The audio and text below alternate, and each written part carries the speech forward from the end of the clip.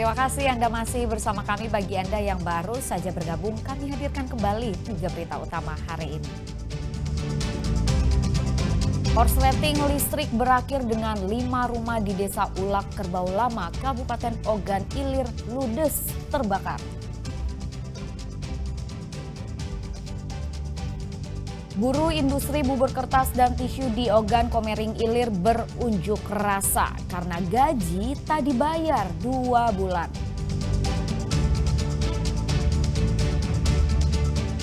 Telok ukan, kudapan khas Palembang yang hanya dapat ditemui menjelang 17 Agustus.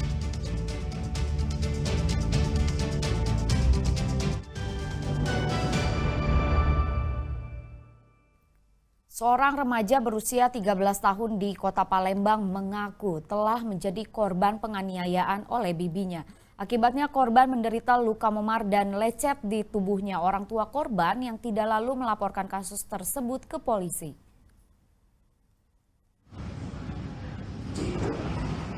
Ditampar dan ditendang sang bibi membuat remaja ini mendatangi kantor polisi. Di hadapan polisi, orang tua korban menuturkan kalau putrinya telah jadi korban penganiayaan oleh bibinya berinisial EF. Akibatnya korban menderita luka memar di tubuh dan luka lecet di pipinya. Kejadian bermula saat korban baru pulang sekolah, dihampiri dan dimarahi oleh terlapor EF. Dengan emosi, EF lalu menganiaya sang keponakan menggunakan tangannya sendiri. Orang tua korban tidak mengetahui apa yang menjadi alasan adik kandungnya itu menganiaya anaknya. Lagi tak kalah, nyamuk ngikit anak aku lagi beriyo kita jago, bangko, bibi tangan itu sakit hati kalau 2 kali bukan sekali. Dia anunya pakai apa anak itu? Jadi kepuknya dipukulin budak agak salah balik sekolah. Pakai apa dia kepuknya dia? Di tangan, terus jenggot dimukulinnya, ditendangnya anak aku kan kurang ajar, ledak dewatan sudah. Ada luka kan anak kita juga? Memar, lecet. Itu lecet gentap apa? Mungkin kuku ya. Kasus ini dilaporkan orang tua korban ke polisi karena bukan kali pertama dilakukan terlapor terhadap putrinya. Guna kepentingan penyidikan, korban diminta melakukan visum di Rumah Sakit Bayangkara M. Hasan. Dedi Ruansyah melaporkan dari Palembang. Sejumlah massa penggiat anti korupsi menggelar aksi unjuk rasa di depan gedung Kejati Sumsel. Mereka mendesak untuk menetapkan mantan wakil gubernur Sumsel sebagai tersangka atas kasus dugaan korupsi revitalisasi Pasar Cinde. Massa penggiat anti korupsi yang mengatasnamakan Forum Pemuda Garuda Sumsel atau FPGSS menggelar unjuk rasa di depan Gedung Kejaksaan Tinggi Sumatera Selatan pada Selasa pagi. Dalam aksinya, massa mendesak Kejati Sumsel untuk segera menetapkan mantan Wakil Gubernur Sumatera Selatan Ishak Meki sebagai tersangka.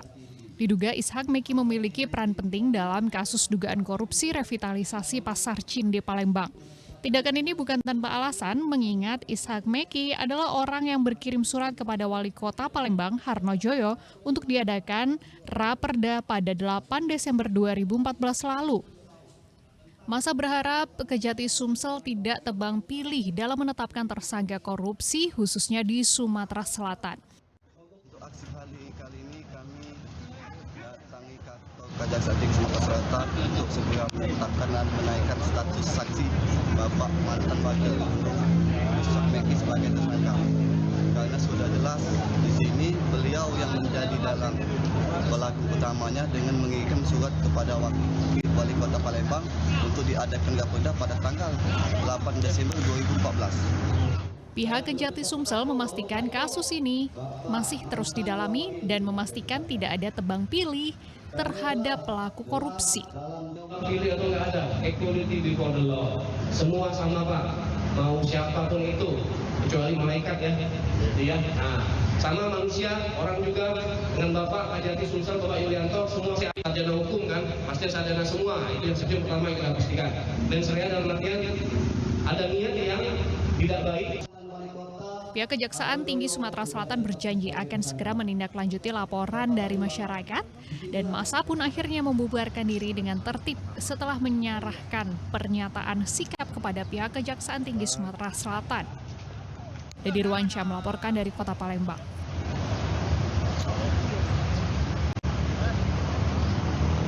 Di tengah maraknya peralatan masak modern, lantas tak membuat perajin alat masak tradisional berbahan seng atau dandang gulung tikar. Mereka bahkan terus berkembang hingga penjualan keluar provinsi Sumatera Selatan.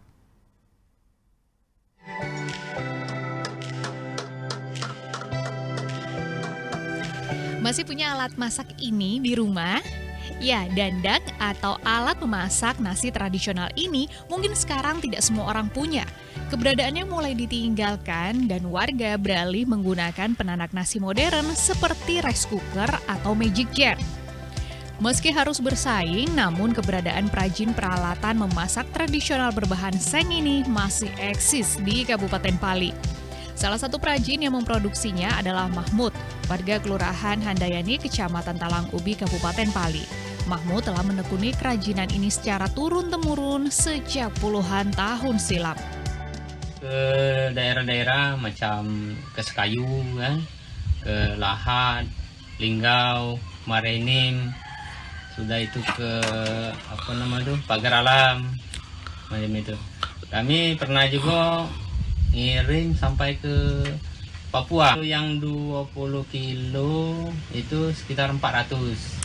Oh, untuk yang kecil? Kalau yang paling kecil itu macam yang ini 25.000.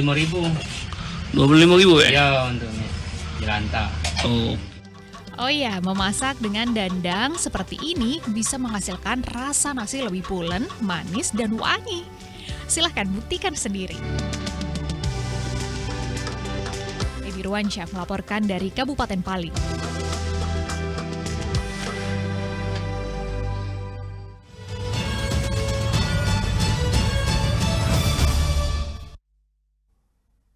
Menjelang peringatan Hari Kemerdekaan Republik Indonesia ke-80 tahun, Kota Palembang tidak hanya diramaikan oleh beragam pernak-pernik, tetapi juga kuliner khas yang hanya muncul setahun sekali.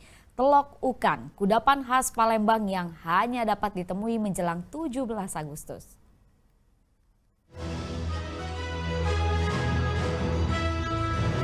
Ini namanya telur ukan, bukan telur biasa. Makanan ini banyak dibeli ketika momentum perayaan Hari Kemerdekaan. Makanan ini terbuat dari telur bebek yang diolah dengan campuran santan, air pandan, dan kapur siri.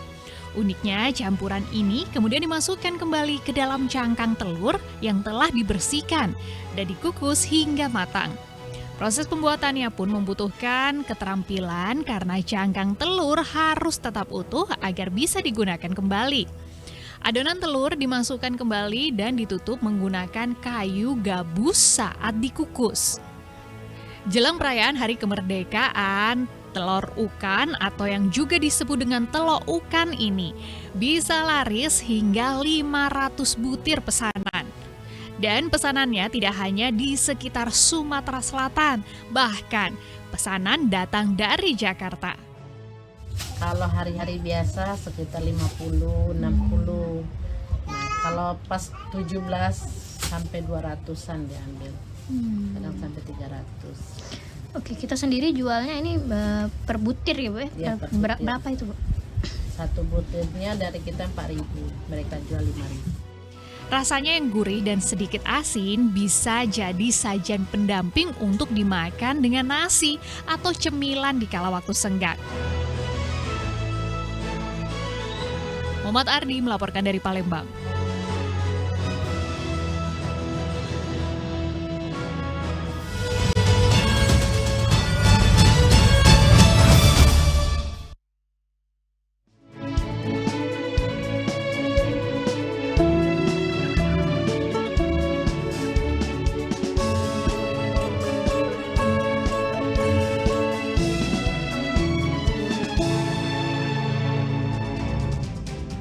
Laporan tersebut sekaligus mengakhiri berita Sumsel hari ini. Jangan lupa pastikan Anda subscribe channel YouTube Liputan 6 SCTV Daerah.